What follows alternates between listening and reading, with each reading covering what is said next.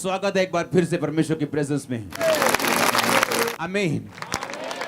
बैठ जाओ अपने शरीर में, आत्मा में आप मेरे साथ खड़े हैं। अपनी बाइबल को उठा, बोल मैं इस वचन से प्रेम करता हूं। ये मेरे शुद्ध रहने का आधार है, मेरे जीवित रहने का आधार है। इसके बिना मैं कुछ भी नहीं हूं। आज जो कुछ मैं सुनूं, मैं 100 गुना फल लेके आऊं। प्रभु यीशु मसीह के सामर्थ्य नाम में हम मांगते हैं। तारीफ करो जोर से। लूका 10 उसकी 30 आयत को मैं पढ़ूंगा। यीशु ने उत्तर दिया, एक मनुष्य यरूशलेम से यरीहो को जा रहा था और डाकुओं ने घेर कर उसे के कपड़े उतार दिए, मार पीट कर उसे अधमरा छोड़कर चले गए। और ऐसा हुआ कि उस मार्ग से एक याजक जा रहा था, परंतु उसे देखकर कतरा कर चला गया, उसकी हेल्प नहीं की। इस रीति से एक लेवी उस जगह पे आया, वह भी उसे देखकर कतरा कर चला गया। परंतु एक सामरी यात्री वहां पे आ निकला और उसे देखकर तरस खाया। उसने उसके पास आकर उसके घाव पर तेल और दाखरस डालकर पट्टियां बांधी और अपनी सवारी पर चढ़कर सराय में ले गया और उसकी सेवा टहल की। अपने हाथों को उठा, बोलो जो कुछ मैं आज सुनूं, जो कुछ आज मैं सुनूं, ये मेरी जिंदगी बदले, ये मेरी जिंदगी और 100 गुना फल लेके आए। उठाओ अपने हाथों को, मांगो एक सेकंड के लिए ऊंची आवाज में।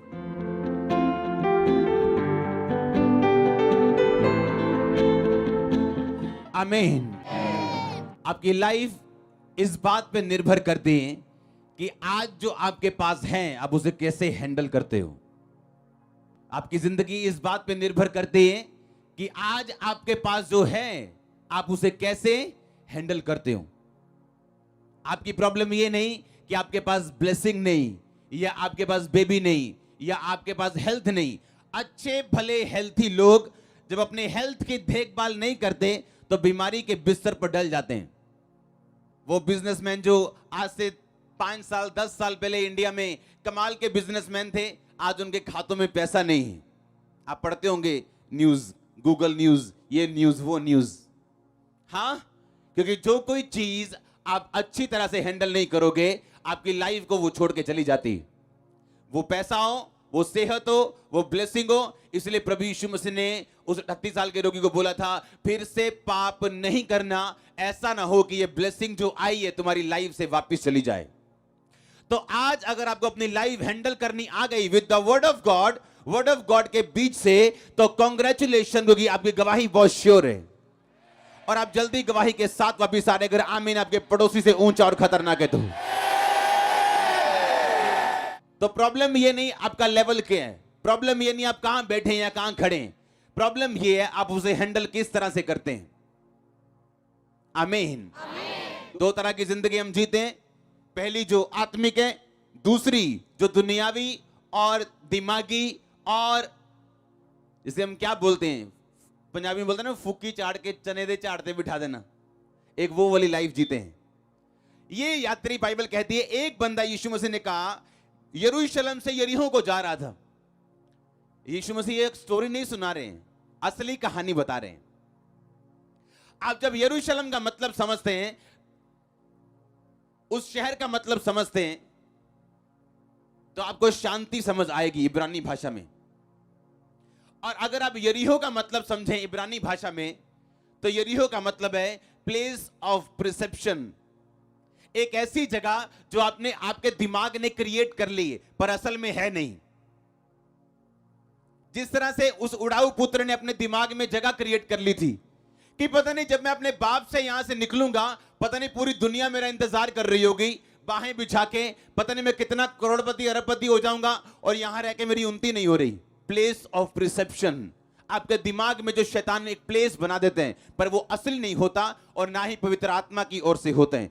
जिस तरह हव्वा के दिमाग में शैतान ने बना दिया था कि देख वो फल खाने में कितना मनोहर, कितना मीठा, देखने में कितना मनोहर है, और बाइबल कहती जैसा हवा ने देखा उसे वैसा लगने लगा। ये था प्लेस ऑफ प्रिसेप्शन, यरीहो। और जब भी आप यरूशलेम ऊंचे प्लेस से यरीहो जो नीचे है आप जाएंगे, तो आप रास्ते में लुटेंगे ही लुटेंगे और शैतान आप पे अटैक करेगा ही करेगा, क्योंकि यरूशलेम ऊंचे है, यरीहो नीचे है। जब आपकी आत्मिक जिंदगी ऊंचे से नीचाई में जाएगी। नीचे तब आती है आपकी आत्मिक जिंदगी जब आप दुनियावी किसी भूल में जी रहे हो, कि प्रभु ने आपको एक आत्मिक जिंदगी दी है और प्रभु ने आपके दिमाग में डाला है, दिल में डाला है कि नहीं, तूने ये जगह छोड़ के नहीं जाना है, जलंधर छोड़ के नहीं जाना। या अगर आप बॉम्बे सुन रहे हैं, वहां किसी जीवित चर्च जाते हैं कि अभी 2-3 साल, 5 साल, 10-20 साल या नहीं जाना है, लेकिन आपको एक प्लेस ऑफ प्रिसेप्शन दिखा रहा है शैतान, एक ऐसा स्थान दिखा रहा है जहां आपको लगता है कि बड़ी ब्लेसिंग है, लेकिन मुझे संगति से दूर होना पड़ेगा। हाँ, मुझे कभी कभी शराब पीनी पड़ेगी। हाँ, मुझे अपनी कंपनी में बिजी होना पड़ेगा। और वहां शैतान आपकी लाइफ पे अटैक करते हैं, क्योंकि जब आपकी जिंदगी ऊंचाई से नीचाई में जाएगी तो डाकू आपको घेरेंगे, शैतान आपको घेरेगा, क्योंकि बाइबल कहती है वो मारने के लिए, घात करने के लिए और नष्ट करने के लिए पैदा हुआ। क्योंकि उसका नया जन्म हुआ जब उसने परमेश्वर को तुच्छ समझा, इविल से, दुष्ट से जन्म हुआ उसका। हालेलुया। तो आप अपनी लाइफ को हैंडल कैसे करते हो? आज आपकी लाइफ में क्या प्रॉब्लम है? कोई प्रॉब्लम नहीं, ये मुश्किल नहीं है, या कितनी ब्लेसिंग है ये बड़ी बात नहीं है, पर आप उसे हैंडल किस तरह से करते हो ये बड़ी बात है। ये फ्यूचर आपका बनाएगा ये चीज। यरूशलेम से यरीहो क्यों जा रहा है तू? यरूशलेम ऊंचा स्थान है, यरीहो नीचा स्थान है। तू ऊंचे स्थान से निचले स्थान में क्यों जाएगा? और फिर अटैक होगा। याद करो आपकी प्रेयर लाइफ कितनी थी? 2 घंटे, 3 घंटे, आज उससे ज्यादा या कम है? पवित्रता कितनी थी? आज उससे ज्यादा या कम है? आपकी डेडिकेशन क्या थी? अगर आपको सेवा मिली, वॉलंटियर की ड्यूटी मिली, कोई प्रभु ने काम दिया, कोई आत्मा ने काम दिया, बोने का काम दिया, कुछ काम करने का, सुसमाचार का काम दिया, आपकी डेडिकेशन क्या है? क्या उस पहले से बड़ी है या कम हुई?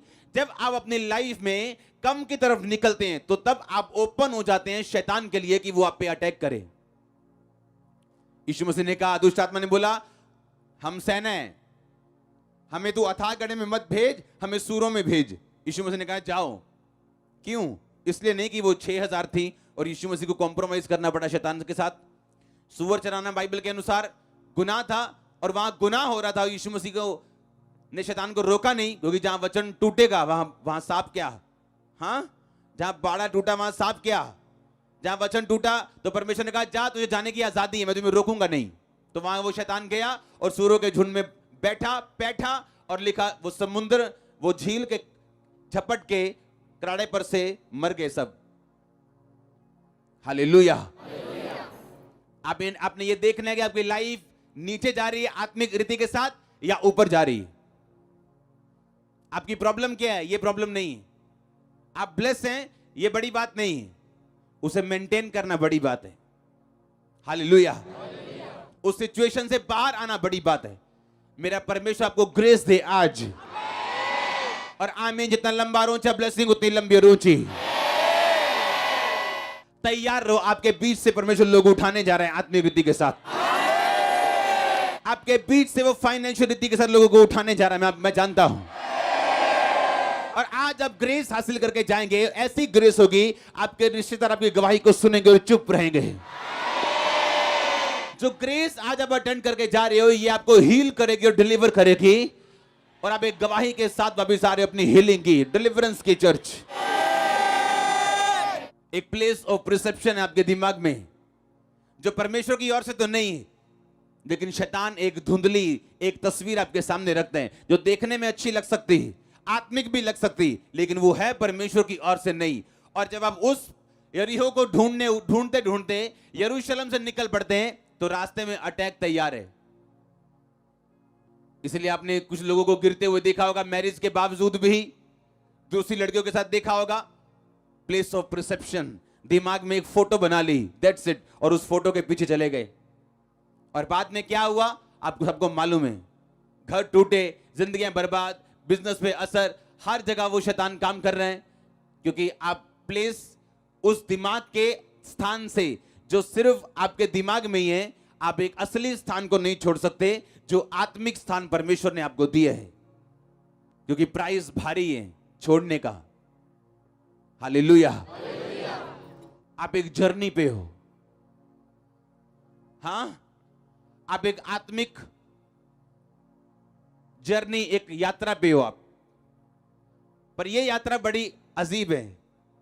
इसमें सीधी रोड का कोई नहीं है, या तो इसमें ऊंची रोड है या नीची रोड है। इसमें न्यूट्रल कुछ नहीं है, या तो आप शैतान की ओर हो या परमेश्वर की ओर हो। एक हाथ शैतान और एक हाथ परमेश्वर, ऐसा नहीं है। या तो आप संसार के हो तो या तो परमेश्वर के हो, या शैतान के हो या परमेश्वर के हो, या प्रेयर में हो या नहीं हो, या पाप में हो या नहीं हो, बीच का कोई स्थान नहीं है। या तो आप ऊपर जा रहे हो या तो नीचे आ रहे हो। एक स्थान पे आप खड़े नहीं रह सकते आत्मिक जिंदगी में। आत्मिक जिंदगी में कोई सड़क नहीं है जो एक ही, जिस तरह ये प्लेन और सिंपल सी है, ऐसी आत्मिक जिंदगी में कोई सड़क नहीं। या तो ऊपर की सड़क है या तो नीचे की सड़क है। और यही आत्मा कहते हैं, आपको हर वक्त आत्मा में जीना है ताकि आप ऊपर की सड़क में जी सकें और चल सकें। और जब आप नीचे आते हैं, आपको मालूम है नीचे आने का मतलब क्या है। जब यरूशलेम से यरीहो आए तो क्या हुआ, लिखा उस पे अटैक हुआ, डाकू उसे अधमरा छोड़ के चले गए। आज लोगों की जिंदगियां एक्सीडेंट बन चुकी, इंसिडेंट बन चुकी, हादसों की लाइफ हो चुकी। क्यों? क्योंकि उन्हें यह नहीं मालूम कि ऐसा हुआ क्यों। बाइबल कहती है, अय्यूब की पुस्तक, किसी गिद्ध की दृष्टि उस पर नहीं पड़ती। कोई मांसाहारी पक्षी उस स्थान का मार्ग, उस मार्ग को नहीं जानता, उस स्थान को नहीं जानता। ये कौन सा स्थान है? ये वो स्थान है जो अब आप परमेश्वर में छुप जाते हैं और परमेश्वर में बढ़ना शुरू होते हैं, और आप ऊपर की ढलान में जा रहे हैं, आप ऊपर चढ़ रहे हैं, तो परमेश्वर आपको छुपा के रखते हैं और गिद्ध यानी शैतान की दृष्टि आप पे पड़ने नहीं देता। वो तभी आप पे अटैक कर सकता है जब आप नीचे की ढलान में हो, जब आप नीचे को जा रहे हो। और नीचे जाना आपकी अपनी मर्जी है, ये शैतान की मर्जी नहीं। हालेलुया। इसलिए पौलुस ने कहा, मैं रोज अपने आप को मारता हूं, कूटता हूं। क्या मुक्के थोड़ी मारता अपने आप को?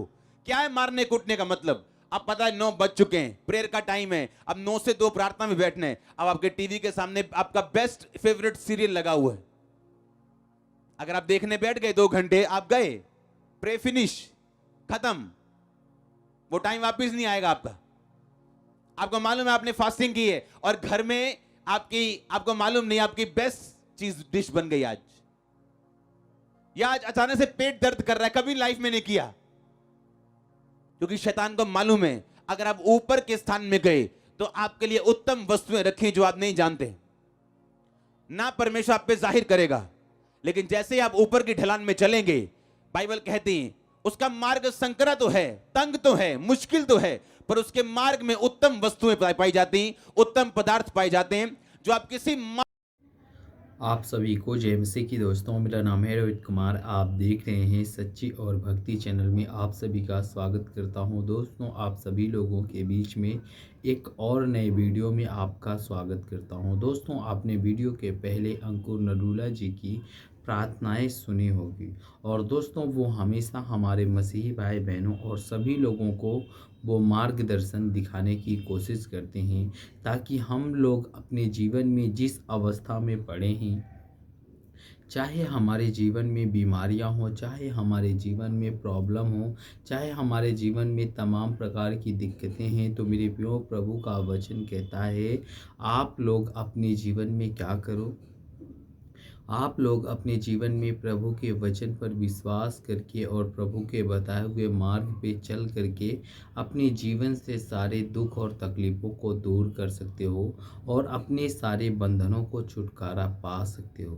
क्योंकि बहुत से ऐसे मसीही लोग हैं जो आज अपने जीवन में हर एक दुख और तकलीफ़ से ग्रसित रहते हैं, परेशान रहते हैं, हताश रहते हैं, और उनके जीवन में बहुत सारी समस्याएं भी पड़ी रहती है, जिससे कि वो हमेशा परेशानियों का सामना करते रहते हैं और हमेशा निराश का सामना करते हैं। तो जितने मेरे मसीही भाई बहन हैं दोस्तों, तो चलिए आज मैं आप सभी लोगों के लिए प्रार्थना करना चाहता हूं और कुछ ऐसी वचन बताना चाहता हूं जिन वचनों को आप पढ़ने के बाद आपके जीवन से सारे दुख और तकलीफ़ दूर हो सकते हैं। तो चलिए दोस्तों, सबसे पहले पढ़ता हूं।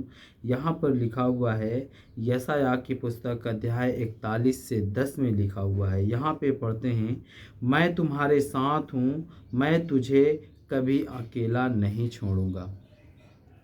यहाँ पे परमेश्वर का वचन कहता है कि मैं तुम्हारे साथ हूँ, मैं तुम्हें कभी भी अकेला नहीं छोड़ूंगा। मैं तुम्हें कभी भी अकेला नहीं छोड़ूंगा और ना ही तुम अपने जीवन में कभी घबराना और ना ही तुम अपने जीवन में कभी चिंता में रहना, क्योंकि मेरे प्रियो प्रभु का वचन कहता है आप लोगों को अपने जीवन में विश्वास के साथ और प्रभु के वचन के साथ अपने जीवन को व्यतीत करो, क्योंकि मेरे प्रियो प्रभु का वचन कहता है आपको परमेश्वर के बताए हुए मार्ग में चलना बहुत ज़रूरी है। और यहाँ पे परमेश्वर का वचन कहता है, 2 में पढ़ते हैं, परमेश्वर हमारी शांति और आराम का स्रोत है। परमेश्वर हमारे जीवन का क्या है? परमेश्वर हमारे जीवन का शांति और आराम का स्रोत है। वो हमारे जीवन में शांति देता है, आराम देता है और हमें बहुत सारी समस्याओं से आज़ाद भी करवाता है। तो इसीलिए मेरे प्रियो हमें अपने जीवन में प्रभु के वचन के तहत और परमेश्वर के बताए हुए मार्ग पे चलना बहुत ज़रूरी है। यहाँ पे पढ़ते हैं, जब हम अपने मुसीबतों में होते हैं तो परमेश्वर हमें शांति और विश्वास देता है और वह हमारी चिंताओं को दूर करता है और हमें शांति प्रदान करता है। यहाँ पे परमेश्वर का वचन कहता है जितने मसीह भाई बहन सभी लोगों के लिए कहता है कि जब हम अपनी मुसीबतों में होते हैं तो परमेश्वर हमें शांति और विश्राम देता है और वह हमारी चिंताओं को दूर करता है और हमें शांति प्रदान करता है। और परमेश्वर का वचन कहता है कि मैं तुम्हें शांति देता हूँ, मेरी शांति तुम्हें देता हूँ, कि ताकि आप लोग अपने जीवन में चिंताओं से और तमाम प्रकार की जो आज आप अपने जीवन में परेशानियों में ग्रसित रहते हो, उन सभी चीज़ों से आप लोग अपने जीवन में निकल सकते हो। और मेरे प्रियो दूसरे वचन की ओर चलते हैं। यहाँ पे लिखा हुआ है, तू मुझे शांति से सोने देता है क्योंकि तू मुझे सुरक्षा देता है।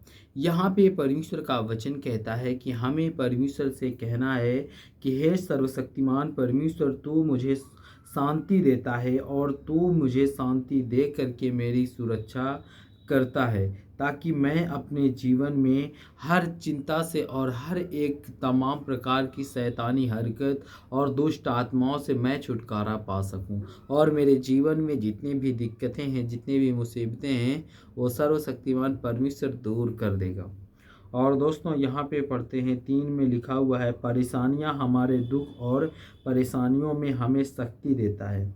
यहाँ पे परमेश्वर का वचन कहता है, बाइबल हमें बताती है कि परमेश्वर हमारे दुख में हमें शांति देता है और हमें विजयी बनाता है। यहाँ पे परमेश्वर का वचन कहता है कि बाइबल हमें इस बात को बताती है कि परमेश्वर हमारे दुख में हमें शांति देता है और हमें विजयी बनाता है। तुम्हारे लिए परमेश्वर के दूत हमारे बीच रहते हैं और हमें यह आशीर्वाद देने के लिए आते हैं जो हमें चाहते हैं। परमेश्वर का वचन कहता है, इब्रानियों की पुस्तक अध्याय 1 से 14 में लिखा हुआ है, तू मुझे बल देगा और मेरी मदद करेगा। और परमेश्वर का वचन कहता है, जब हम संघर्ष और मुसीबत का सामना करते हैं तो परमेश्वर हमारे लिए युद्ध करता है और हमें विजयी बनाता है और हमें सिर्फ शांति बनाए रखनी चाहिए। मेरे प्रियो यहाँ पे प्रभु का वचन कहता है, जब हम प्रभु के वचन पर विश्वास करते हैं, परमेश्वर के वचन के तहत हम संघर्ष करते हैं, तब परमेश्वर हमारे लिए युद्ध करता है। तब परमेश्वर हमको हर एक चीज़ से आज़ाद करके सिर्फ हमें शांति देता है और शांति से हमारे जीवन के सारे बंधनों से छुटकारा दिला देता है। और दोस्तों यहाँ पे पढ़ते हैं, लिखा हुआ है,